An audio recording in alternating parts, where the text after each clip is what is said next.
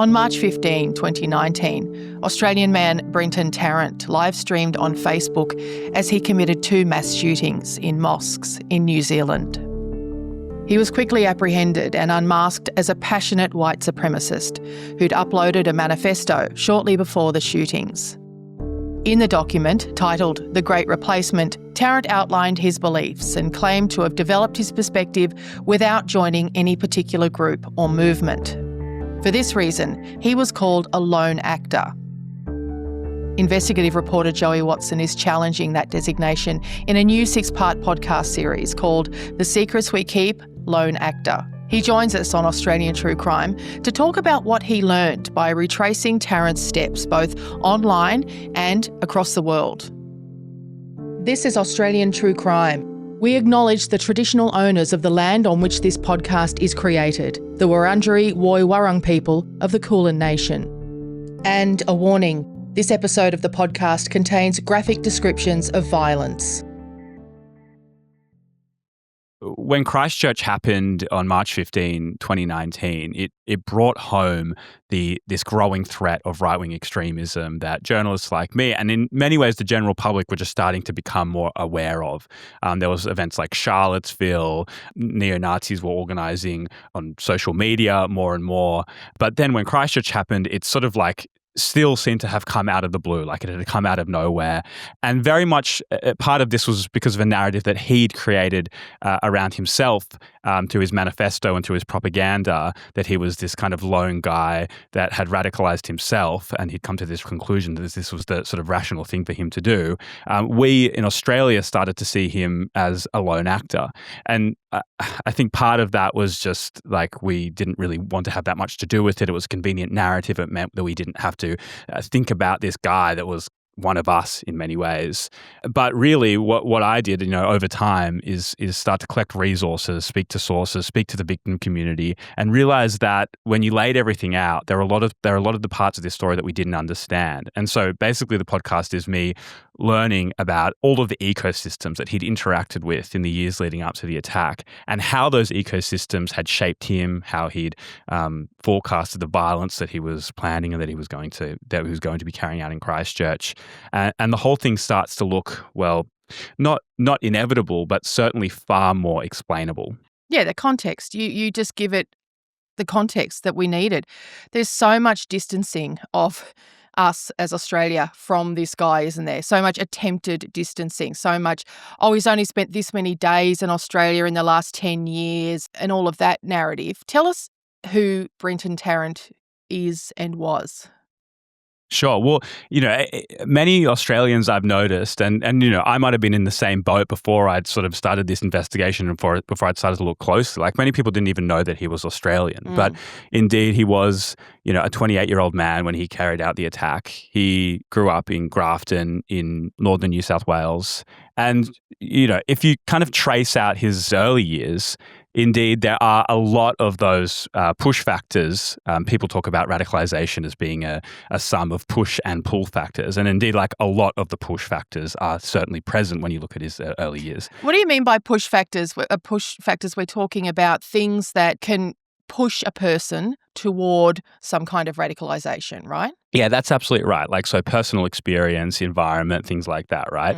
And I suppose, not to go off on too much of a tangent here, but I suppose this is like, often when we have examples of right-wing extremist terrorism, push factors are often what we go to first. We'll often say, they were troubled kids, they grew up in a bad environment, they were poor, or whatever, where, when you look at Islamic extremism, often we'll talk very much more about the pull factors. They were part of Al-Qaeda, they were connecting to propaganda online, they were being, they were at their mosque where they met such and such people, and it starts to look more like a conspiracy. So I suppose a little bit of this podcast is rectifying that, right? Yeah, we really try hard not to talk about the push factors in that case, talk about the many wars that have been fought in their countries, the acts of soldiers and politicians in their countries, what they've grown up seeing, hearing, witnessing. Yeah, you're right. We don't talk about that much. Sure. And I could talk about that for a long time, right? Like, especially when you start to look at the parallels between the two ideologies, where it's like people often see Islamic extremism as just being like a product of some airy-fairy religious notion, where actually it's not that different. They have political grievances. Many of them are misplaced, just like with right-wing extremism. But actually, it starts with the politics and then the sort of airy-fairy, or not necessarily airy-fairy, but the misinterpretation of religious texts would be a better way to frame that. Sort of gets swept into it afterwards. But it answers your previous question, and sort of to contradict. Like I still think it is worth acknowledging that Tarrant did have those push factors towards extremism. So Grafton is a town. I mean, it's an idyllic and beautiful town on the banks of the Clarence River, but it has experienced a great deal of deindustrialization. Its historic dairy industry has declined in recent years, particularly in the years of Tarrant's upbringing. It's the location of the infamous Grafton jail, but a few years ago that was then replaced by a supermax jail in the outskirts of town that has brought in a lot of different industry and to the town, and in many ways changed its constitution. So when you talk about to experts about how radicalization happens, and something that's been cited going way back to writers like Hannah Arendt and stuff who tried to interpret what led up to Nazism and the Second World War, you can see very clearly, okay, there's the breakdown in social bonds and things like that. And then also when you look at Tarrant's personal life, he definitely had a difficult childhood. He definitely had personal trauma. His parents' marriage had broken down when he was very young. His mum's new partner had been abusive, so he'd grown up in an abusive environment for at least a period of his childhood. And then later on, his dad, who'd been a garbage worker, got diagnosed with mesothelioma, that form of cancer from exposure to asbestos, and that became terminal, and then he ended up very sadly committing suicide when Tarrant was in his late teenage years, and there was even rumours that Tarrant had played some sort of role in the suicide or euthanasia, I guess, in that context. But the thing is, like, after the attack, and this is part of that narrative that was built around him, is that there was this hyperfixation on Grafton. So many journalists descended on Grafton to try and get answers. And there were even stories about people going to quite extreme lengths in terms of there's a lot of bitterness in the community about that period because the pull factors, the places where the radicalization to extremist ideology, which I kind of established in the podcast, happened 4 years before the attack. So this is actually, after he'd more or less left Grafton. So it's further distancing too, isn't it? It's further sort of saying, okay, well, if he is Australian, it must be Grafton's fault. It's not the rest of us. He hasn't come from us. He's come from Grafton. There must be something terrible in the water in Grafton. Totally. And I think a lot of that is sort of just cultural distancing. Like it is, there maybe is some implied racism in that like, okay, this guy's a white guy. He must have just been crazy. We don't have that in our community. That's not part of who we are in any way whatsoever. But then it's also because the spaces where he was radicalized were kind of invisible to most people. I mean, yes, they were extremely prominent and extremely important.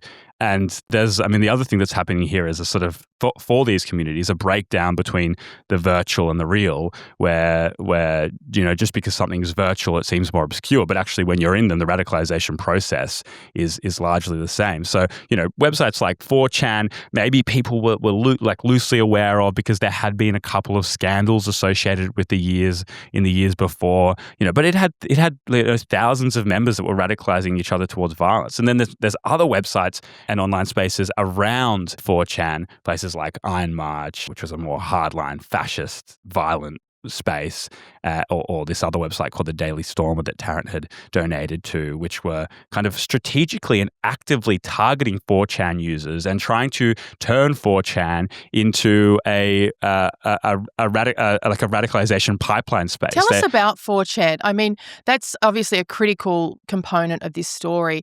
Now, I've never taken 4chan seriously. To me, it was just a joke. It was just, I never looked at it. I just thought it was the typical loser white guys in their mum's basement talking shit. So obviously I haven't taken it seriously enough. So tell us, what is this space and why is it now mentioned so seriously? Sure. I mean, so it is that, but I guess suppose it's that and it's also other things, right? So 4chan had started in 2004. It was the first of English-speaking version of what's called an image board site, which had been adopted from Japan, where it's largely around people just sharing images and and text. Memes, very meme heavy, right?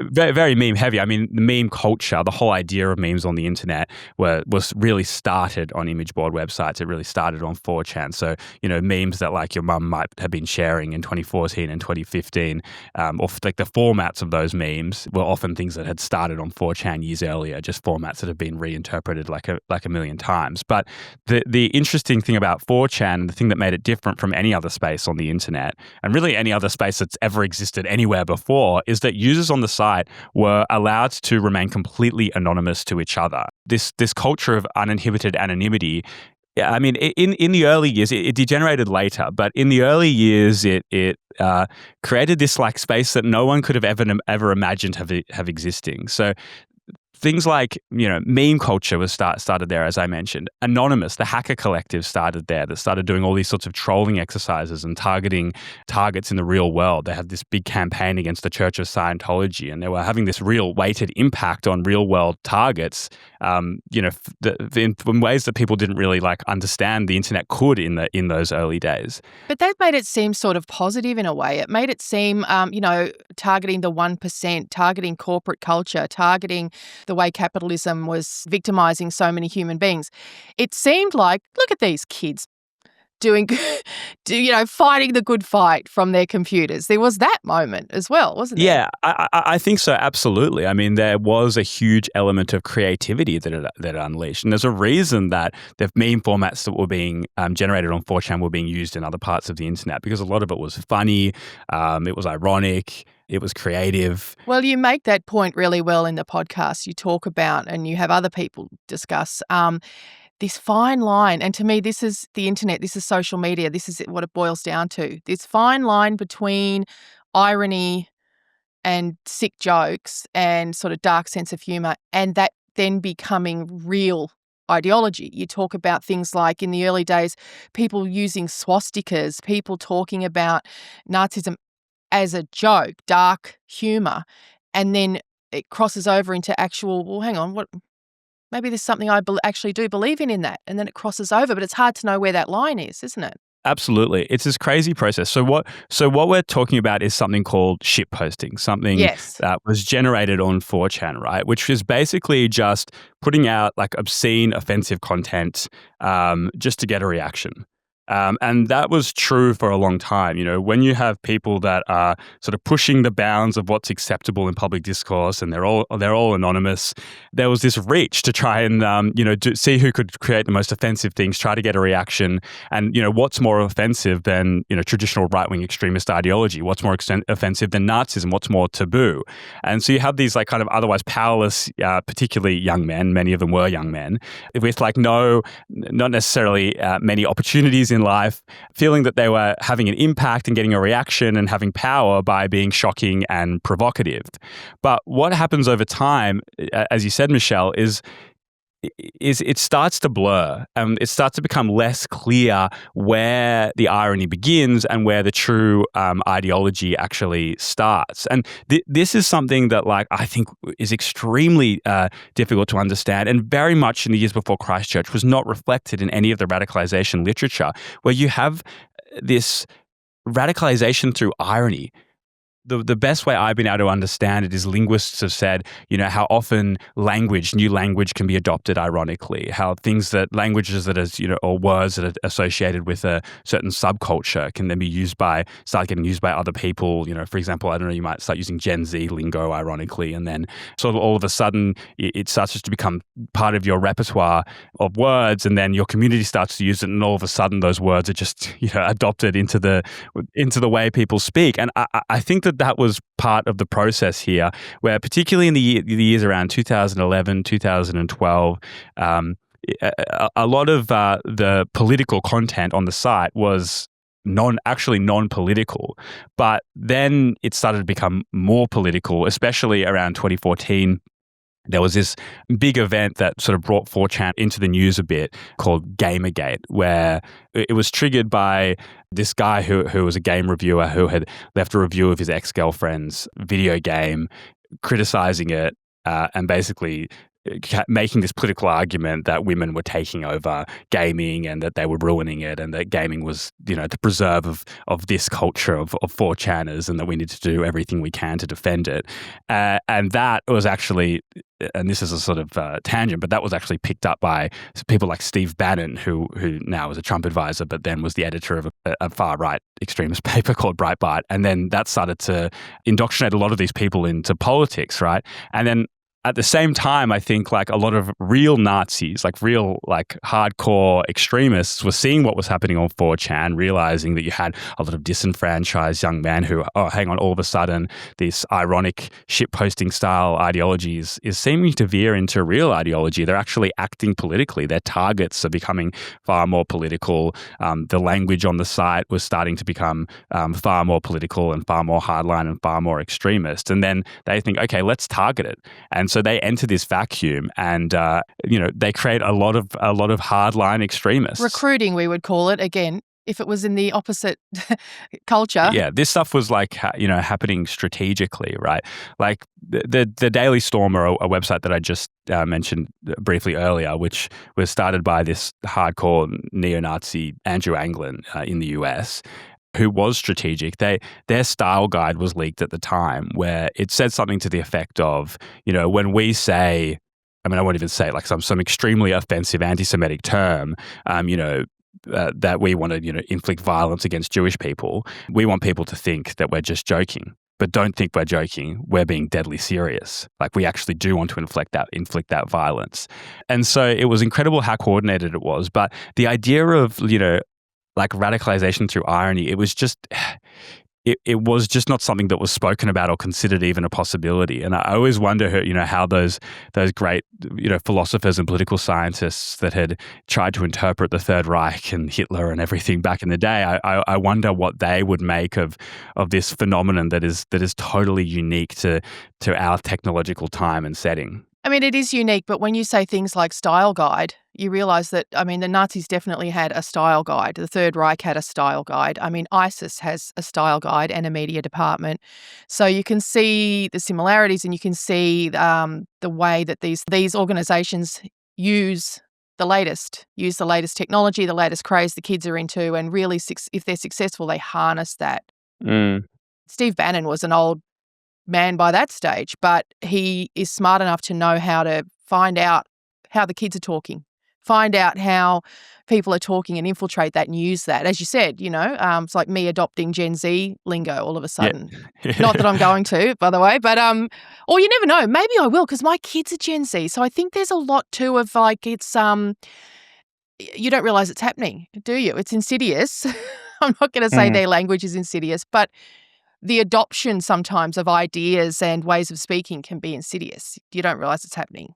Sure. But I think that's what like linguists say. It's like you might even know it's happening, but just generally like things change over time. And, that process is relatively banal, but you can sort of understand how, wow, that could happen on an ideological level, right? I will tell you this. My kids tell me about some things, ways that other kids talk, and like using the N-word, for example, as a joke. And I say, God, that would never have happened. I grew up in country Australia in the 80s. We didn't talk like that. That was frowned upon then. But these days, it's creeping into this sense of humour, in inverted commas, now. Yeah, it's this whole idea of edginess, which is very much started from 4chan. And it's actually quite crazy, like how this obscure website, it in many ways led to Christchurch and has huge explanatory value in Christchurch, but then also just had such an outweighed influence on so many different parts of culture. One thing we haven't touched on yet, and when it comes to Brenton Tarrant, is his inheritance, because this is also part of the perfect storm. So when his father dies, and he's 18 or 19, classic disaffected youth, I guess we'd say, he inherits $500,000. So he is a young, angry man. I don't know if he was angry yet. You can tell us that. But he's definitely a young man without much going on in his life who suddenly has unlimited funds. Yeah, as far as I can see, there was evidence of some sort of 4chan style racism from people I've spoken to at high school. For example, he drew a swastika in art class at one stage, but at that stage in his life, he wasn't actually he didn't actually seem to be angry yet. And the best source we have for that is a whole bunch of archives of posts that he'd made on travel blogs. He'd been quite prolific on the Lonely Planet travel blog at the time. He'd left reviews on Triple J on Earth at one stage. He'd posted on cryptocurrency websites about the investment on stockbroker websites, asking people for advice. And he kind of comes across in those posts as being extremely normal. It's only when we get to that 4chan vacuum era of 2014 where that part of the internet's being targeted that he seems to be getting sucked up into far-right extremist ideology. And all of a sudden, like his usernames, which were historically some variation on ferret. He, for some reason, liked to use the word ferret in his usernames when he was growing up, changed to all being references to far-right extremists or Nazi figures.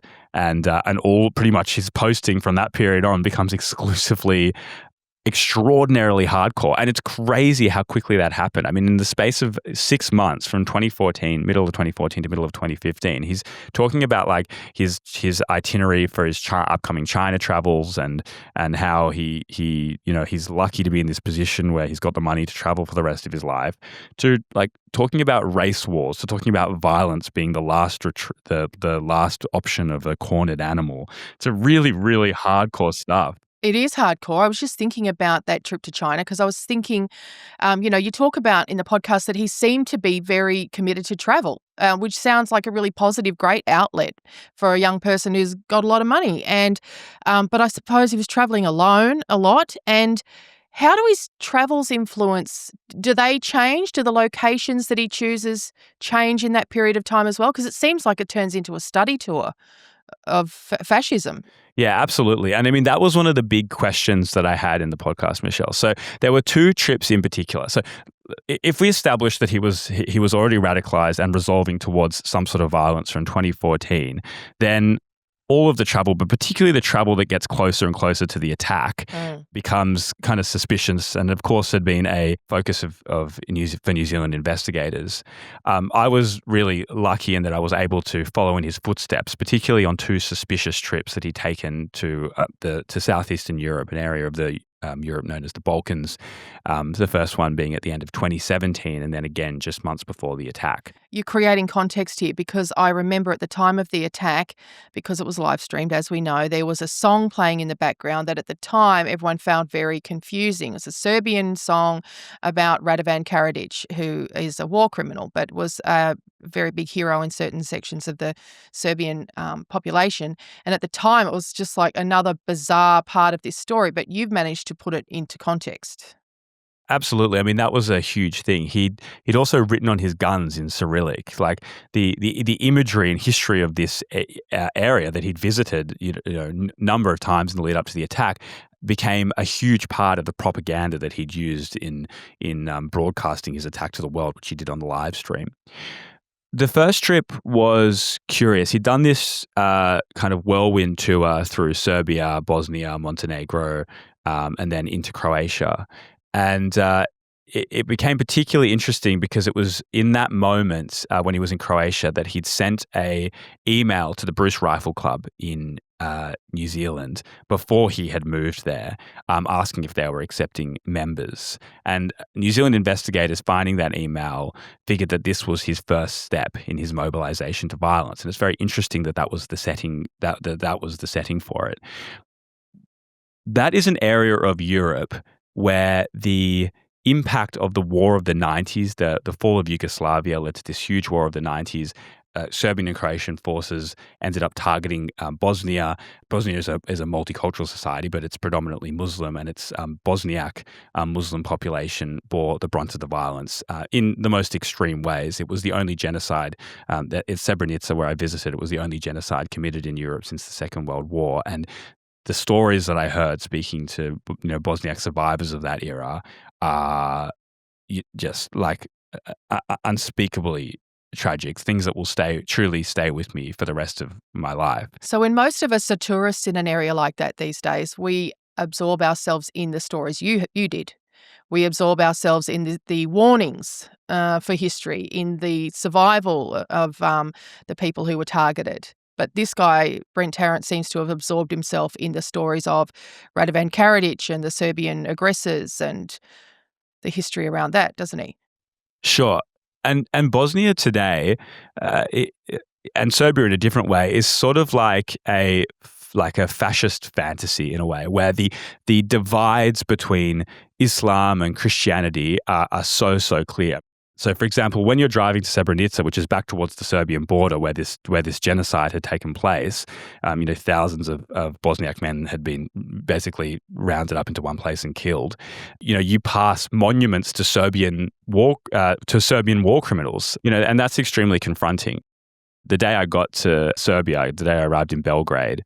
And, I'm trying to have an honest go here. I'm there on the trail of a fascist, and I don't want to, just presume things that are there that aren't there, just so I can fit some kind of narrative into the story. But in the main square in Belgrade, in central Belgrade, sort of written as graffiti, but almost on a billboard style, is the only genocide in the Balkans was against the Serbs, right? This denialism, and that had supposedly been there for weeks or months. Do you think that by the time he got there, Tarrant was looking for that? Do you think he went there specifically to engage with that? Or do you think that affected him, that affected his worldview? I think there's always a balance between the two, right? Because in some ways, he's further radicalizing himself into the violence, but then when you look back on it, it also looks like a kind of propaganda. When the best record of what we have, or what he was sort of engaging with during his time there, is a record of 4chan posts that have only recently been recovered, where his violence is already extreme. He is talking about wanting to arm 4chan users. So he's predicting that another war is going to break out, another war along racial lines, where Bosniak Muslims are now this time going to be killed again. And this time he's saying he wants to use his inheritance to fund 4chan users to fly into the Balkans to help to carry out the war. The violence is in its most extreme imagined fantasy. It's really, really confronting stuff.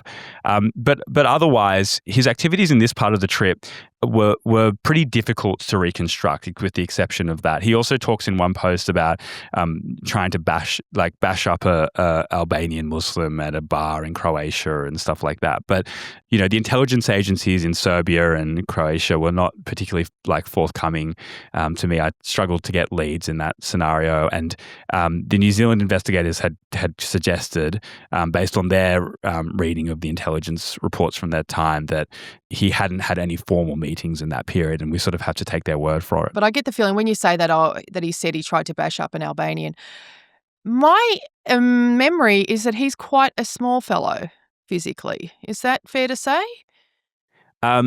He was. So I guess what I'm saying, I'm calling bullshit on that, because I'm saying that that's sort of one idea. And then the crime that he ends up committing is he's armed with many, many guns. So does he have any history of physical violence at all? Is there any reason to believe that? There's no known history of physical violence. In fact, there's no criminal history whatsoever.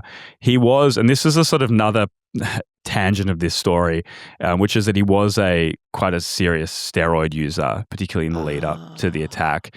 He'd presented to Canterbury Hospital for health complications resulting from the overuse of steroid and performance enhancing drugs. Whether that was related to the attack or not, I'm not entirely sure. Wouldn't have helped. Yeah, well, one of his inspirations was Anders Breivik, the Oslo terrorist that had killed a lot of young people and kids on an island near Oslo in 2011, and also carried out a bombing in Oslo on the same day. He had, within his manifesto, included some instructional material on how to prepare for a terrorist attack, and part of that was sort of glorifying the use of steroids and performance-enhancing drugs. So, whether that was the reason for Tarrant's use of steroids or whether it was for another reason, he did.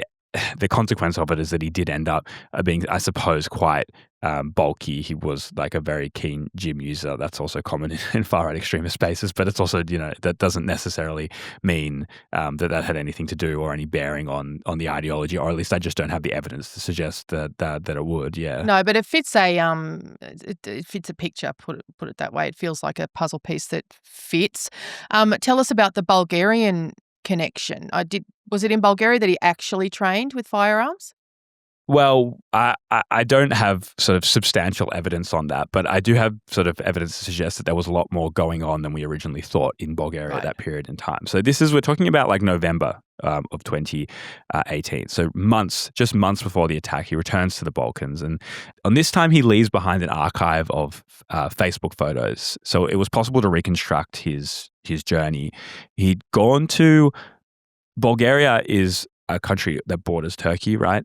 It had bore the brunt of the occupation of the Ottoman Empire for 500 years, which was a historically Muslim empire.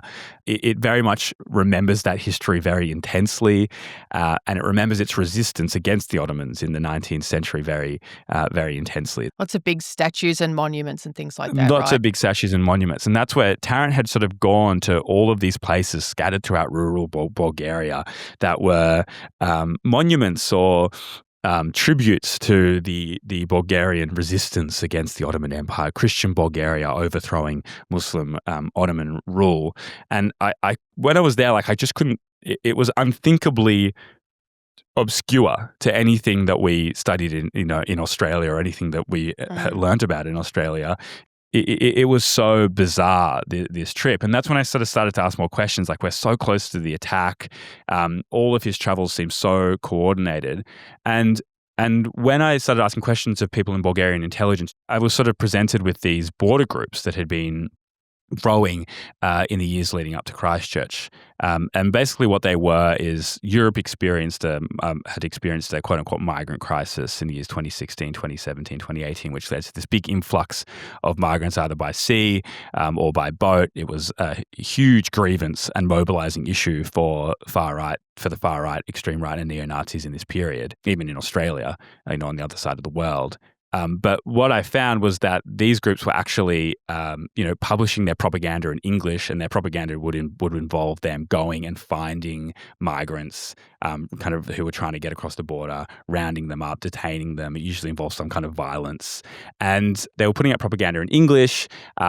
They were inviting people from Western Europe to come and train with them and meet with them.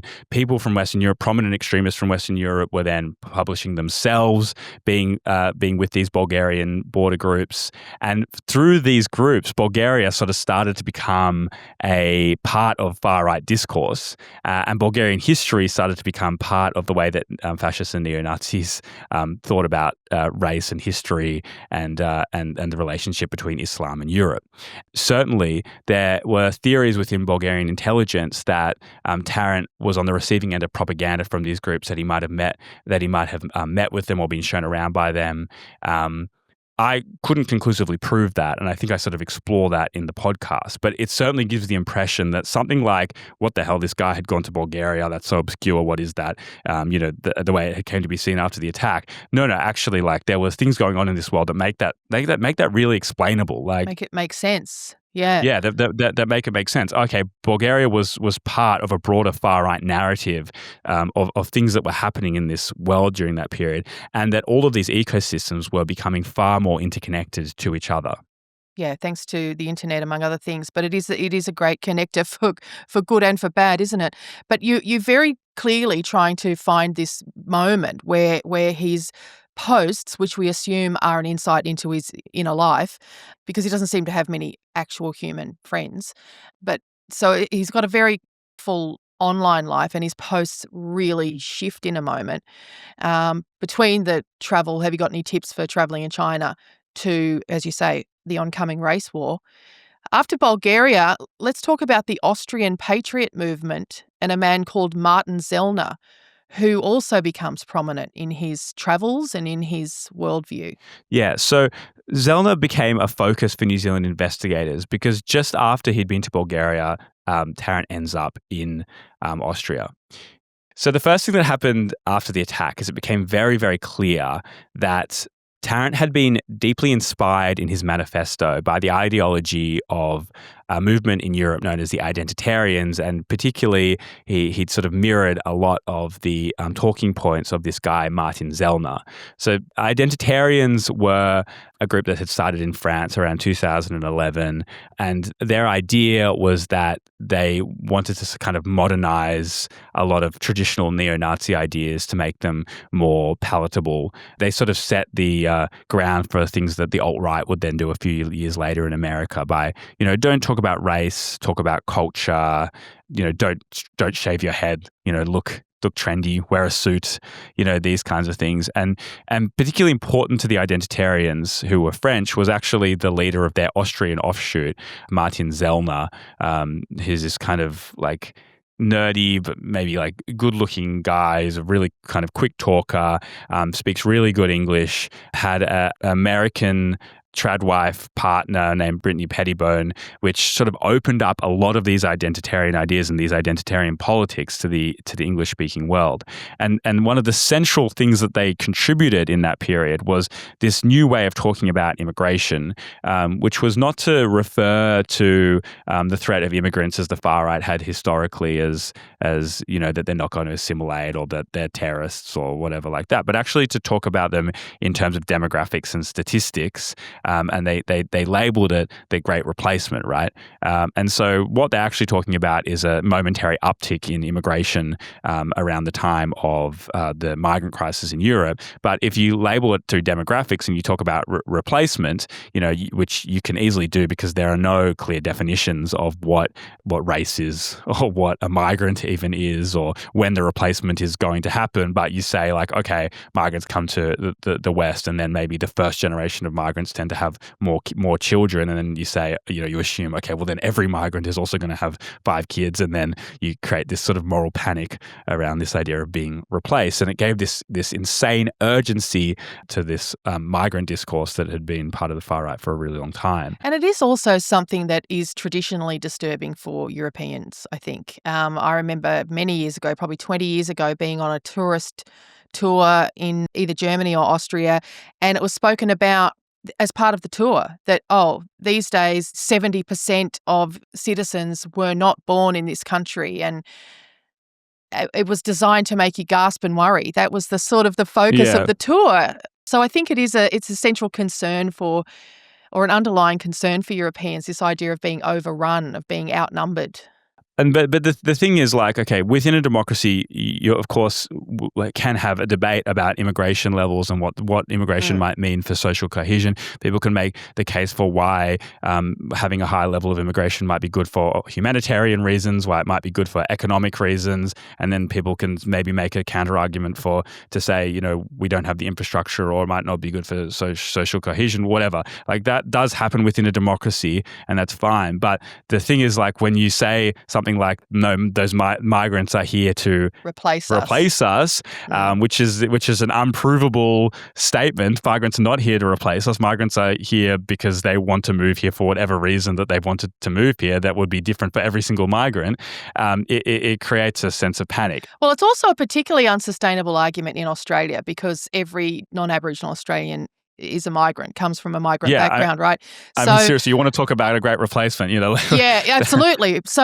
But I can see then how attractive this part of the world and these really entrenched ideas would be to a young man who was starting to lean this way politically, or by this stage very much leaning this way politically. You're not going to get a lot of support for this in Australia, really and truly. You're not. You get a bit, but he seems to be now really targeting his travels towards places where this ideology is, if not prevalent, then not hard to access. Yeah, 100%. And I think that at first, a lot of the discourse around it was that Tarrant had been radicalized by the Great Replacement ideology. Now I would say actually he'd already been radicalized before it became a main part of the way the far right spoke about it. But certainly he knew that he could use it as propaganda. And he then titled his manifesto The Great Replacement, which meant that there became a lot more discussion about the theory of the Great Replacement. And and this is that sort of thing of the attack works on two levels. In one sense, it's the product of propaganda, but then also the attack is propaganda in itself. And then he sort of pushes that discourse out to a new audience. And today, it's actually become a kind of mainstay of the way that even just like conservative right wingers at times sort of veer into speaking about immigration, right? It sounds like an intellectual argument. That's why, you know? Yeah, because it sounds intellectual. It sounds like statistics, right? That Mm. sounds scientific. But I've never, met a statistician that would. Well, in the same way that eugenics was used by the German Nazis, isn't it? They purported to have science that proved that some races were superior to others.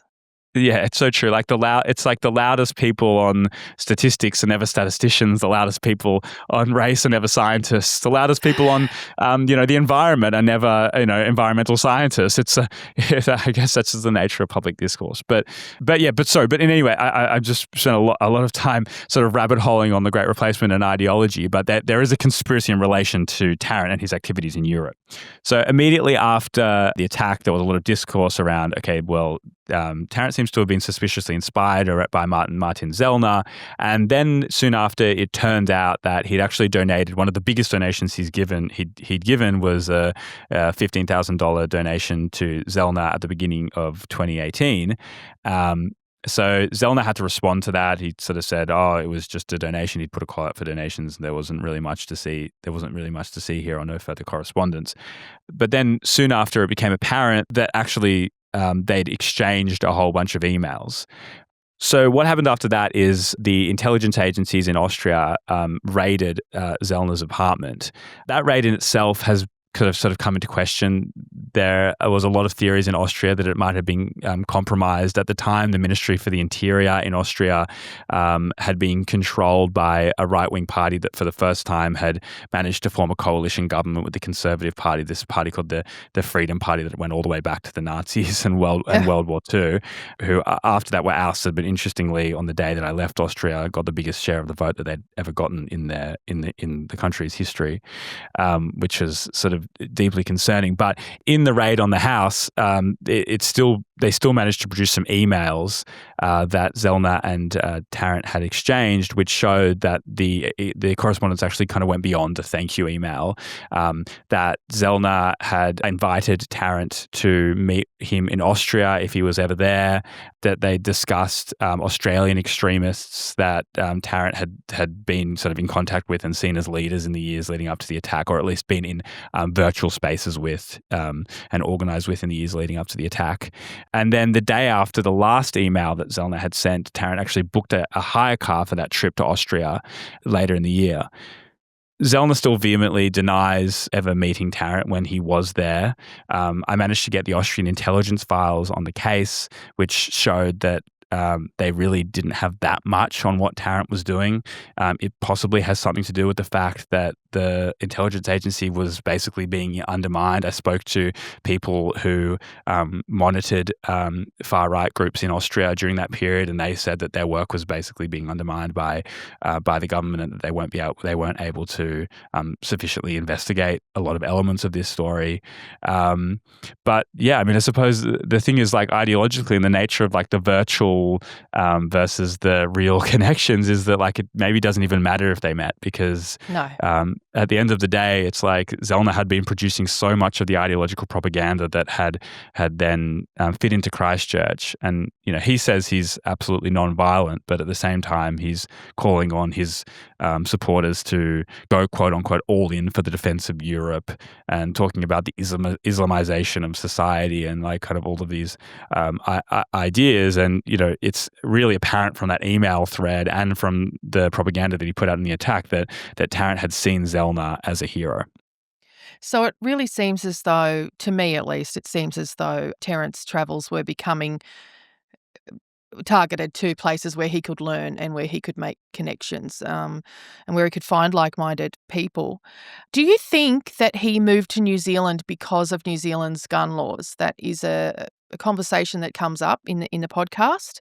I wasn't aware that New Zealand had, I'm not going to say lapsed gun laws, but certainly compared to Australia's after the Tasmanian massacre, our gun laws were tightened up, which didn't happen in New Zealand, hadn't happened at that stage in New Zealand.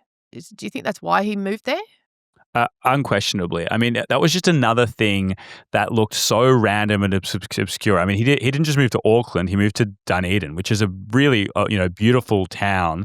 It just seems so bizarre. But now that we know that his ideological trajectory had happened, from so many years before the attack, that he was already planning and mobilizing towards violence at the beginning of 2017.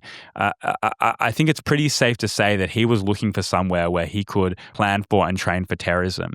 And that's when this sort of other thing of the gaming friend comes in there, which is quite an interesting thing that's kind of coming in and out of the discussion and the investigation into the case, which is that he needed to get a gun license.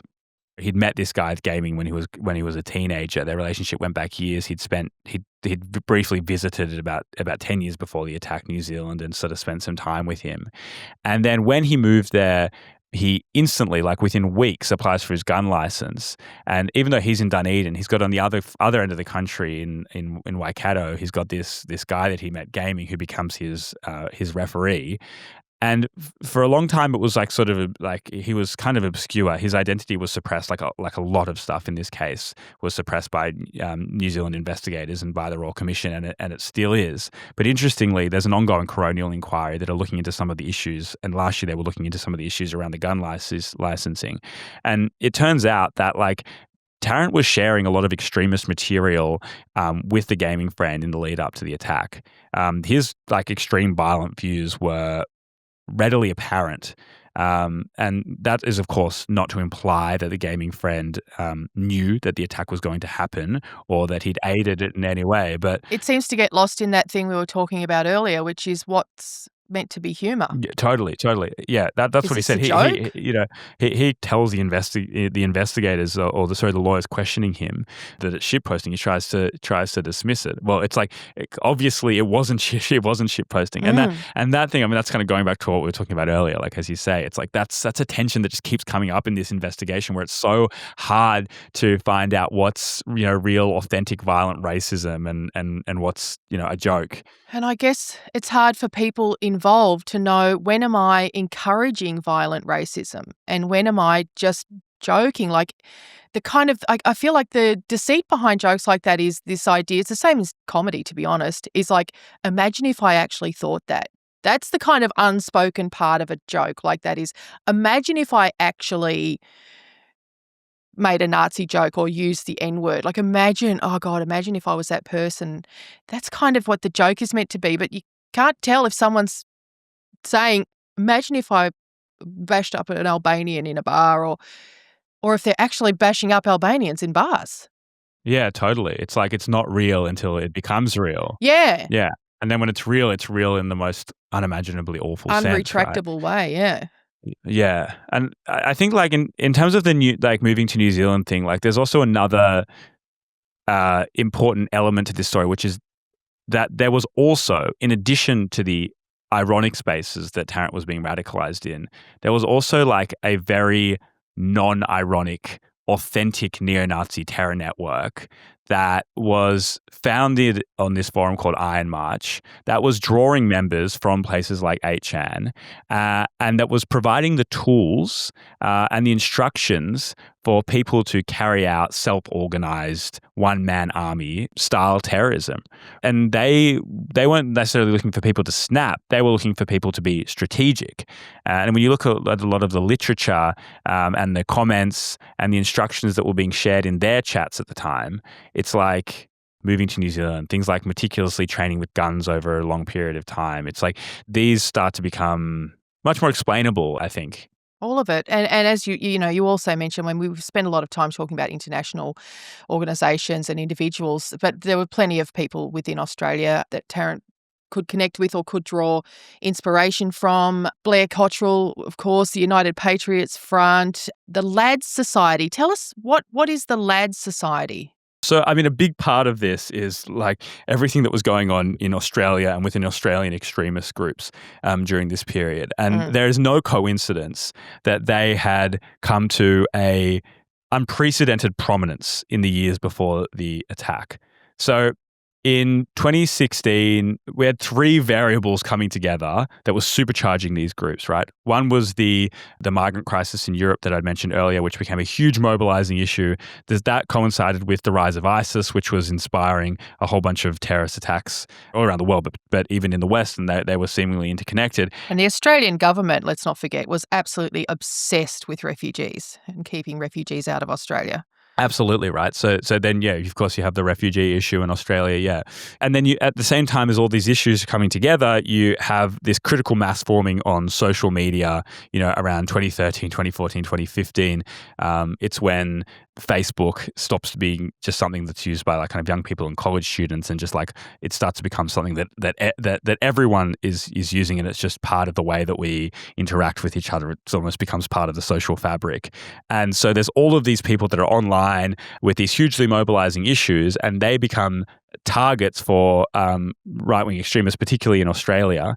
And the first time we saw that kind of spill out in a huge way in the real world was around these protests in Bendigo, around plans to build a new mosque in Bendigo. Yes. And it was like originally it was sort of a mix of right-wing concerns, but very soon after, this group called the United Patriots Front, which was led by the guy Blair Cottrell, kind of takes over the protests, and all of the energy seems to form around the UPF, and they become a huge part of the far-right extremist well in the years after that. They try to form a political party, they kind of fail. But what we find online is that there's a whole archive of Facebook posts from Tarrant engaging with the propaganda of the UPF in that period, engaging with Blair Cottrell. Blair Cottrell was at one stage controversially invited onto a panel on the ABC, which Tarrant absolutely loved. Mm-hmm. He lapped it up. They were gaining legitimacy, and all of their rhetoric and all of their propaganda was focused on the threat of Islam. It was a deceitful propaganda. They realized that was something that was going to be very popular in that period. But they were actually, hardcore Nazis, race war kind of people. But they realized that would be a hugely mobilizing issue. The same thing happens is that United Patriots Front then sort of devolves into the Lad Society. The Lad Society is less politically focused, less focused on street movements, and their idea is that they want to build a whites-only society in Australia, like a kind of parallel society. They set up a bunch of gyms in Sydney and Melbourne, and then Tarrant is also hugely active in their Facebook spaces. By this stage, she's sort of already in the process of moving to New Zealand, but in those spaces, which are more, even more, dare I say, racist than the United Patriots Front spaces, there's sort of this devolution. It's sort of like moving more and more towards violence. Tarrant is actually actively forecasting the violence that he's planning. So, at one stage he talks about being in Dunedin and seeing a Muslim school across the road, and being happy that means that they would all gather in one place. Yeah, this is a significant moment, isn't it? When is this? When do we see him start to actually signpost? Which, again, a lot of people are taking as not joking exactly, but, someone's just sounding off online, but he's very, very serious about it. How long does this start happening before the actual attack? Yeah, it's sort of like the violence is consistent from 2014, but then it just becomes more and more specific. So 2014, he's talking about, race wars, why the strategy of violence is justified. He's sort of celebrating mass shooters. And then by the time, 2015, 16, 17, he's moving to New Zealand, and he starts to talk specifically about the targets that he's planning. And this is happening both on 4chan and also in the Australian extremist circles, and you see that the other users in both spaces are kind of engaging with them and being encouraging of these attacks. Yeah. The most hectic one is in the middle of 2019, where he is naming the mosques that he's about to attack. So he's talking about there are two mosques in Christchurch. There's another one in Ashburton, which is a town about 100 kilometres away from Christchurch, that he was actually planning to drive to on the day before he was veered off the road by police.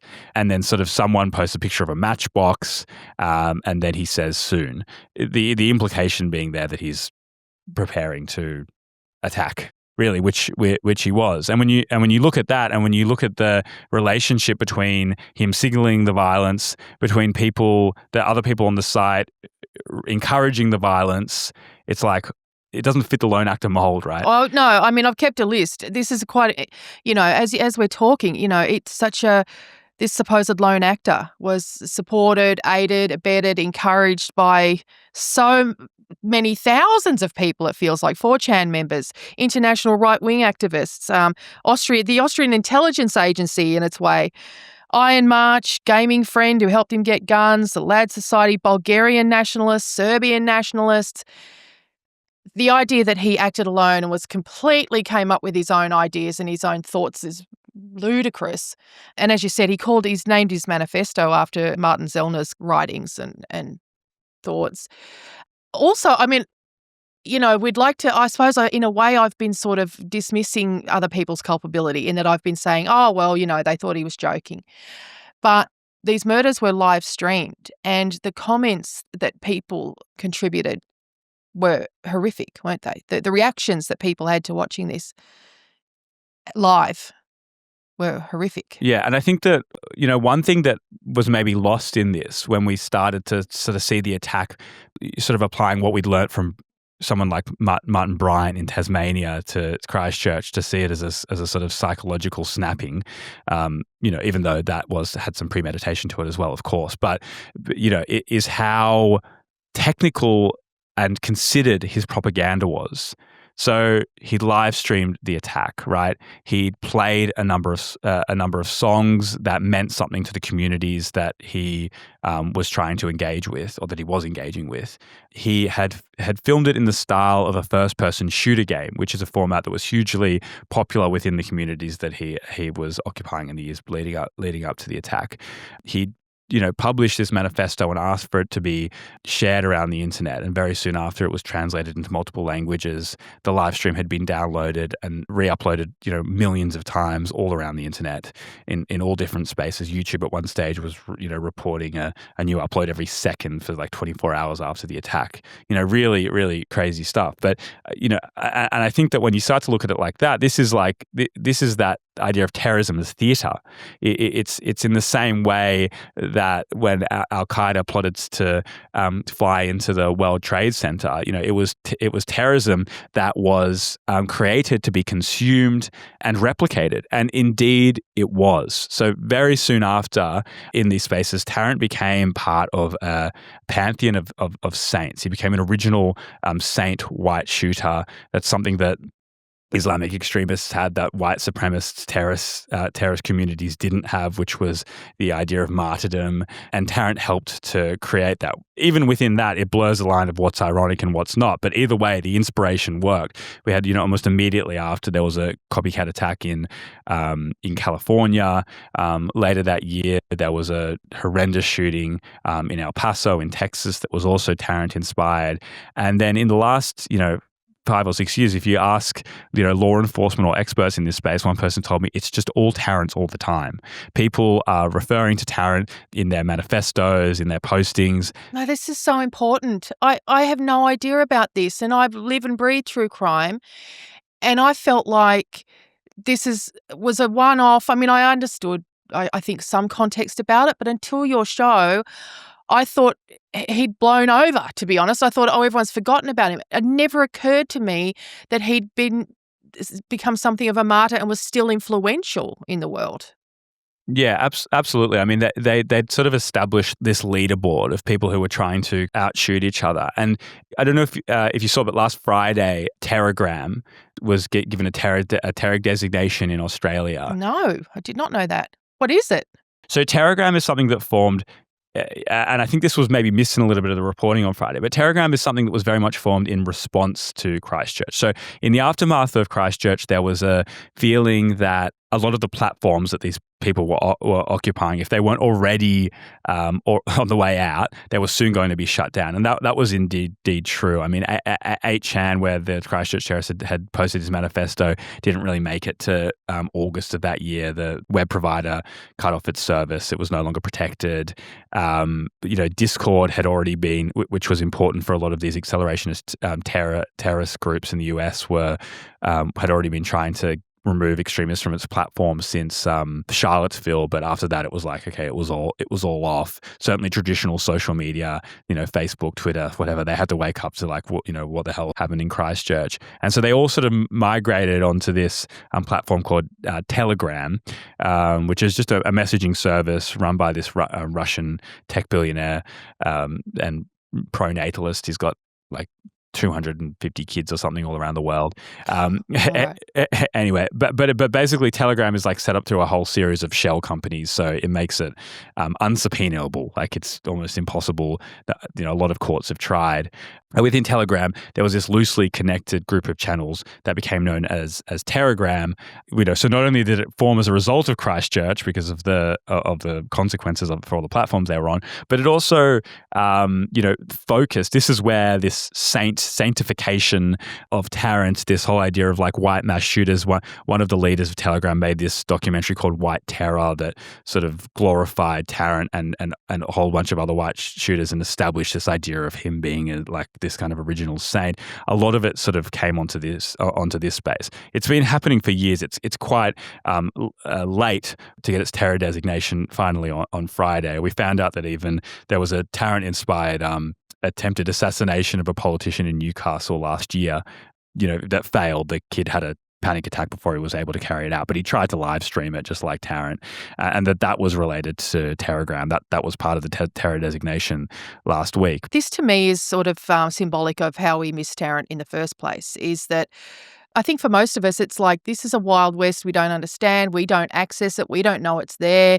let alone engage in what's important to pay attention to and what isn't. And I know that's not my job, and I know that we have, intelligence agencies whose job it is to do that. But it feels like as a culture, we're very, very unaware of this culture existing and of how big it is, how real it is. When I see guys in balaclavas protesting in Melbourne doing Nazi salutes, I just think it's stupid, to be honest. I don't take it very seriously. I don't think anyone else does.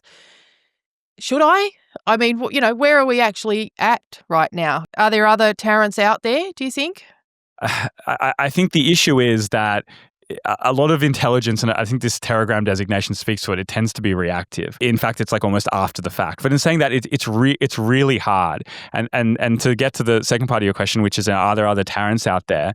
I mean, the nature of terrorism and what a terror organization is has changed so much. And I think that the Telegram designation on Friday is almost like the full circle of that. So, back in the 80s and 90s, we had a kind of clear idea of what a terror organization look like, whether it be Islamist terrorism, whether it be extreme left-wing terrorism that was happening in Europe or South America at the time. They had like a kind of leader, they had members, they maybe had assets, like a place to train and stuff like that. And then, in the years after Christchurch, it sort of shifts, particularly for right-wing extremism, into being something that was more like a hybrid of the two, right? Like it's like groups like Adam Wathan, which was one of the main terror networks in the US that's explored in the last episode of the podcast. But they were centralized. They did kind of have interconnected cells and members, and they did things like hate camps where they'd go out and train. But also they were decentralized, where they wanted to create things like Tarrants, and they very much saw what happened in Christchurch as a product of their own success, where they would be like, okay, we do have some centralized groups, but kind of we don't have a membership list. And if we can inspire anyone with our propaganda by pushing out things into places like 8chan and 4chan and stuff like that, that we don't need to know them. It's better if we probably don't, because then it's less likely for the operations to be sabotaged or leaked or infiltrated. As one former Adam Wathan member said to me, it's like they're centralized, but they're also decentralized. And then post Christchurch, you have this thing called Telegram, right? So Telegram now has a terror designation in Australia. It's just a group of chats.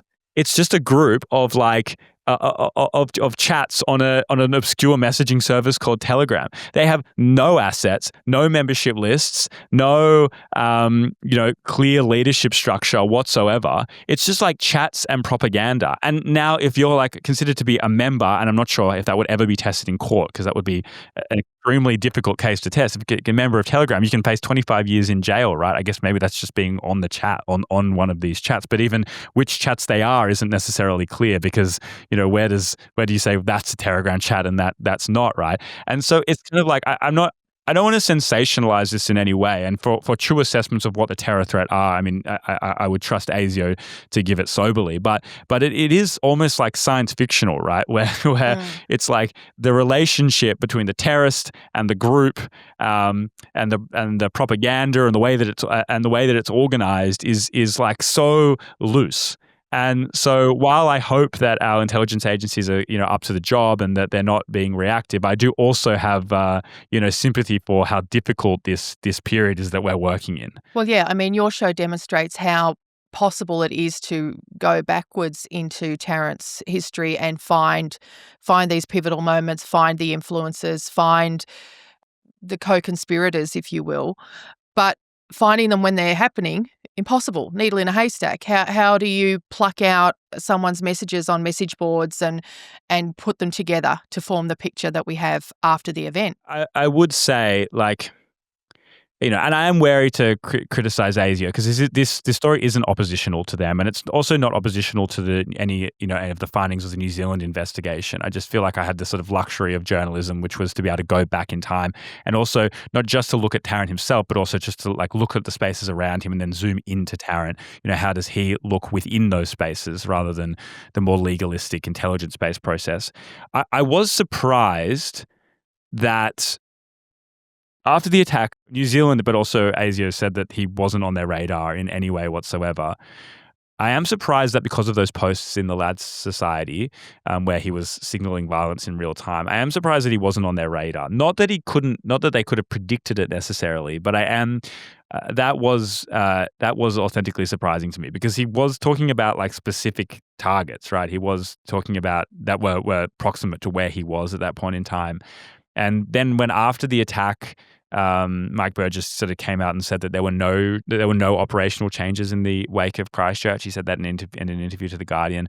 I did sort of step back and think, that's like maybe cause for concern, but I mean, I don't know. It's always difficult, right? Because you also you don't know with intelligence where what's true and what's not, right? Yeah, what's really going their very on. nature, secretive. So, yeah. So, one thing that we have to talk about before we wrap up is the use of Brenton Tarrant's name.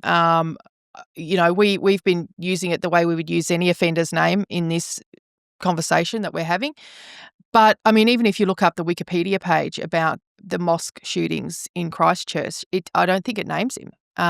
Now, there was a decision made by Prime Minister Ardern at the time who said, I'm not going to use his name. And that seems to have really taken off as a concept to not publicise this man's name because there's some level of understanding that that's what he wants. He wanted to be famous. He wanted to be influential. So in the podcast, though, when you talk to families of victims, there's a bit of there's differing opinions on that, isn't there? Yeah, I think that's absolutely true. And I think just broadly, I thought so deeply and really consulted as much as I possibly could about not just on the naming, but about how to do this podcast responsibly in every sense. And that's not to say that I'm still not anxious and losing sleep, that maybe I've got something wrong and that people can criticize parts of it. And I'm totally, willing to hear that. In fact, I would like to, to hear that, people that are experts in this space. And obviously, of course, the victim community to sort of hear, what we could have done differently. For the naming thing specifically, well, I guess there's two parts of it. One is that Ardern said after the attack she would never name him. I totally understand why she did. I would never criticize that response, right? There's no script for how to deal with an attack like this. Right. New Zealand had never experienced anything like this in any sense. I mean, my dad's actually, grew up in Linwood in Christchurch. I know Christchurch quite well. Linwood was the suburb where the second mosque was that he attacked on the day. I know Christchurch quite well. It's like it's unspeakably obscure to any experience that has ever happened in Christchurch, let alone in New Zealand any time before. There's no script. And I think that, Jacinda Ardern did a really a good job of sort of wanting to denounce in absolute terms everything that had happened. But then I think that it also sort of contributed to maybe a little bit of collective amnesia, and there was a bit of a luxury. I mean, I've had victims, and there's no single answer on anything from any member of the victim community. Within families, there's different perspectives on how things should be remembered, how things should be reported on, and things like that. But, some people did say like, well, we've had to live with like the spectre of Bin Laden, hanging over us and being associated with us. So, maybe it's like sort of burying your head in the sand. And so certainly the victims that I interview in the first episode of the podcast, they use his name, fairly, and their questions sort of become the guide for a lot of the series and what the series sort of then goes on to do. But then on a more practical level, we did at one stage in scripting try not to use his name, but it ended up having like a little bit of it felt like a little bit, for want of a better term, like a Voldemort effect. It's like this he who shall not be named, where it actually seemed to give it more weight than it would otherwise. So we definitely don't use it gratuitously. Like we definitely do everything we can not to glorify. But by doing this whole podcast series about him, and I think because of the questions of the victim community and the research, it's like the investigation was done in good heart and is socially and publicly useful and important. But the sort of calling him the individual, and then it kind of made him more important than he is. I mean, in many ways, like he's not even a player in this story, right? It's really, the story is about the environments he was in and how they led to the attack. He doesn't really have any kind of agency or emotion or contribution in this. No, he doesn't. And we don't hear his voice or anything like that. But we do hear the voices of victims and victims' families. We do hear the voices of some people who seem to have contributed to his mindset, whether they deny that or not. So, yeah, I think it's very, very well done. I think it's really compelling and beautifully made, if I may say so, because I'm a nerd. But thanks, Meshel. But it's a really, I learnt so much, and it's just like the benefit of hindsight. I mean, I'm definitely lucky that I was able to be so thorough in it. It's something that I had really considered doing till, not long after the attack. I'd already started to think about it. It took me some years for the story to move on and for me to get the resources to be able to do it. I felt a lot of it was motivated by the feeling that Australia had forgotten it. And a lot of researchers in this space were sort of saying, there needs to be something comprehensive that would, spell everything out for an Australian audience, for Australia. But then, when I spoke to members of the victim community and heard their questions and heard that they were, encouraging of something like this to exist, I felt like, this was something that really, would be worthwhile. Thank you to our guest, Joey Watson. You'll find a link in the show notes to his podcast series, The Secrets We Keep, Lone Actor.